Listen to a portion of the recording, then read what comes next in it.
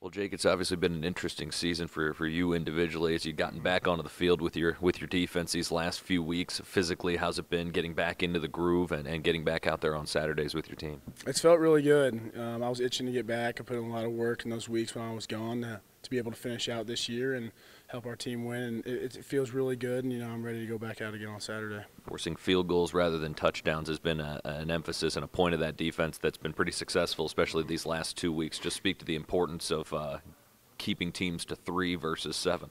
Oh, yeah, it's a huge point swing. We talked about it in our defensive line meeting today.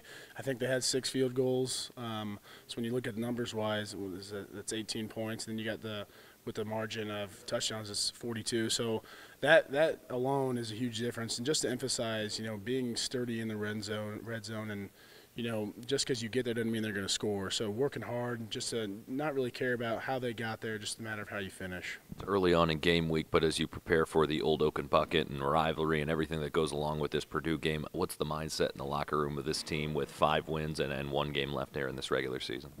The mindset is, it's huge because it's the next week, next game on the season, But I think we made a big point this morning, and I'm going to make a big point to our guys too that it's extra special too because there's a lot on the line. The bucket, we want to bring it back, and then we want to go bowling and extend our season another month. And to be able to have another month with our guys, I think is huge, and to help develop younger guys and give them some more practice. But I think there's a little bit more emphasis on this one. Being an in-state guy back in high school from Westfield, you obviously grew up knowing about this rivalry. How, in your years here in Bloomington, how has it become maybe?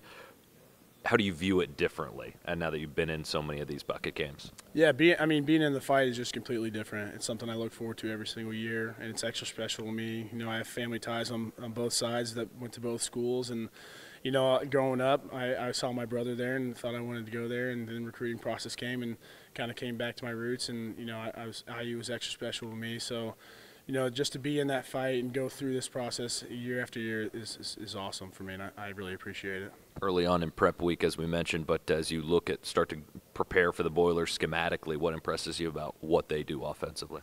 They have a high-powered offense. They throw the ball a lot, and I think number 4, just seeing him throughout the weeks, week in and week out throughout the season, he's a really special player, and he's doing really well for them too. And they get their offense rolling. I think that's our emphasis on defense needs to be able to stop him and stop their offense from going.